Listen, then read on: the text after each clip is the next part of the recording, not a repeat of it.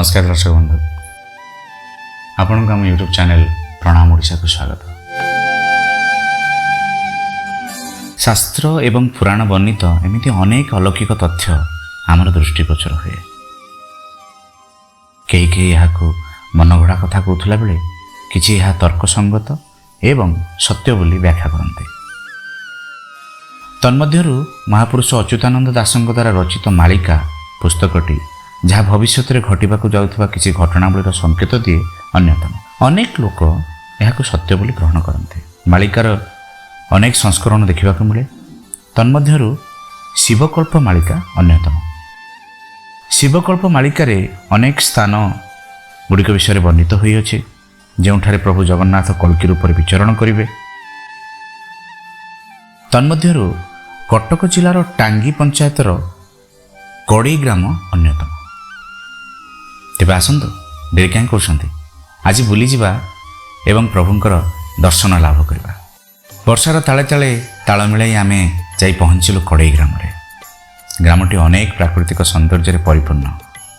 आगरे केनाल पानी, पाखरे धनिया पहाड़ एवं चतुर्पार्श्वर वृक्ष माने ग्रामर शोभावर्धन करुछन्ते। गाँर सम्मुखरे पशु पशु प्रभु झाड़ेश्वरंकर मंदिर।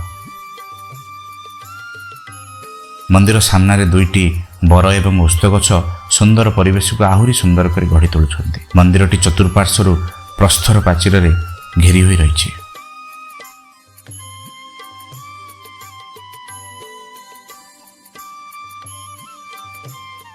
मंदिरटी जहाँ जनापड़े बहु पुरातन, किंतु केही भी ताहार प्रकृत निर्माण समय कहि पारंते नाही।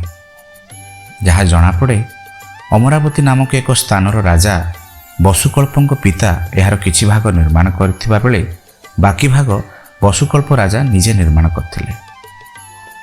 किंबदंती कहे राजा वसुकल्पଙ୍କ पिता जहाँको नाम आम जानिबाकु चेष्टा करी मध्य पाई पारलु नाही, गोटे गाई गोठ रखिथिले। गोठरे समस्त गाई क्षीर दियंती, किंतु गोटे गाई जी केबे क्षीर दिए नाही। राजा गोपाल को संदेह करी दिने गाई पछे पछे गला बेले देखंती गाईटीए घंच जंगल रे प्रवेश करे एवं यही स्थान रे आपे आपे क्षीर क्षरित होई तले पड़े। राजा एथिरे आश्चर्य होई फेरी जाती। राति शोइथुला बेले राजा को स्वप्नादेश हुए कि प्रभु शिव सेठारे विराजमान करुछन्ति। राजा ता परदिन सेठाकु एक केला को नहीं जाई पहुंचन्ति एवं खोलिबा आरंभ करते। किछि समय पर एक पत्थर रे साबळटी बाजी एक प्रचंड शब्द हुए। केलाटी देखिला बेलकु साबळटी एक पत्थर रे बाजी सेथिरु रक्त बाहरु थाए। राजा संगे संगे सेठारे एक मंदिर निर्माण करने आरंभ करती। झाड़ बा घंच जंगल रे प्रभु वास करुथिबारु स्थानटीर नाम झाड़ेश्वर नामित होइछि।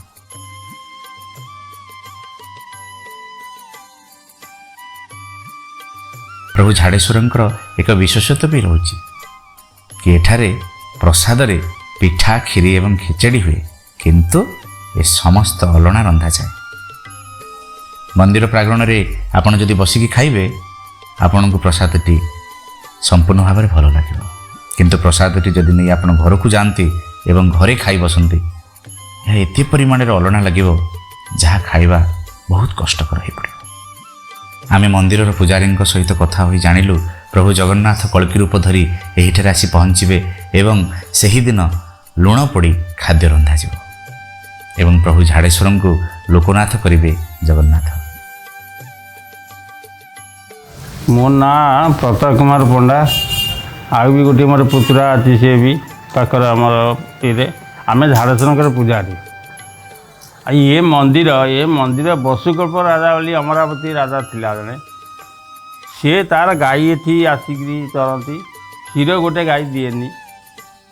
राजार सन्देह है, राजा एठी आसी खोजिकी देखला गोटे जगह क्षीर उजड़ी मनु मन।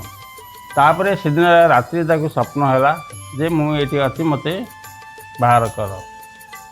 राजा तार बाहर कला गोटे केला आसी तुंगा से मूल खोलला बेलू ठाकुर मुंडे बाजिला।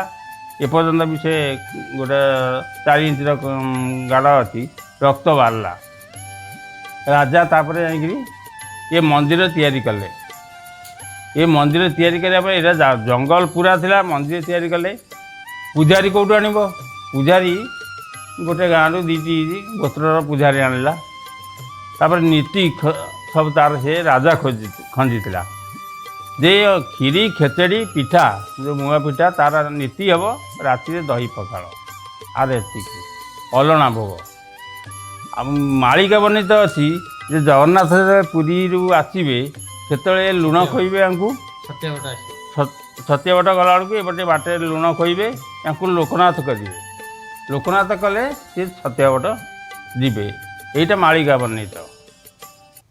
ଆଉ ଆମର ଇଏ ଝାଡ଼ ଜଙ୍ଗଲ ଭିତରେ ଠାକୁର ବାହାରିଥିଲେ ବୋଲି ତାର ନାଁ ଝାଡ଼େଶ୍ୱର ମହାଦେବ ହେଲା।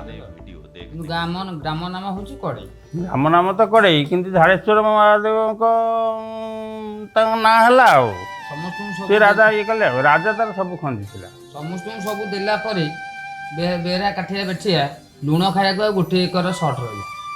ଆମ ବର୍ଷଟା ହେଉଛି 365 ଦିନ, ଆମର ତ 364 ଏକର ଜମି। ଠାକୁରଙ୍କ ଜମି, ଆଉ ଗୋଟିଏ ଏକର ନାହିଁ ଠାକୁର ଅଲଣା ଖାଇବେ।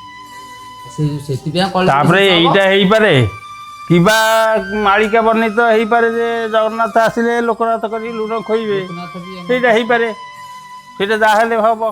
ଆଉ ତ ଏଇଟା କିଛି ଆମର କିମ୍ବଦନ୍ତୀ ନାହିଁ ଯେ ଆମେ କରିପାରିବା। ମହାପ୍ରଭୁ ଏଇଠି ଇଞ୍ଜିନ ଫିଡ଼ି ପଳେଇବେ, ଏଇ ବାଟେ ଯିବେ ଆମର ଠାକୁର, ଗୋଟିଏ ଏକର ରାଜା ଦବ, ଇଏ ଲୁଣ ଖାଇବେ, ଇଏ ହେବେ ହରିହର ଭେଟ ହବ, ଇଏ ହେବେ ଲୋକନାଥ, ଛତିଆ ବଟ ହବ ପୁରୀ। ଏହି ପ୍ରକାର ହର ଓ ହରିଙ୍କର ମିଳନ ହେବ। ଏବେ ଆପଣମାନେ ତ ଦେଖିଲେ ଝାଡ଼େଶ୍ୱର ମନ୍ଦିର, ନନାଙ୍କ ଠାରୁ ବି ପ୍ରଭୁଙ୍କର ମହିମା ବିଷୟରେ ଜାଣିଲେ। ତେବେ ଡେରି କାହିଁ କରୁଛନ୍ତି? ଆସନ୍ତୁ ପ୍ରଭୁଙ୍କର ଦର୍ଶନ ଲାଭ କରି କୃତକୃତ୍ୟ ହୁଅନ୍ତୁ। ଜୟ ପ୍ରଭୁ ଝାଡ଼େଶ୍ୱରଙ୍କର। ନମସ୍କାର।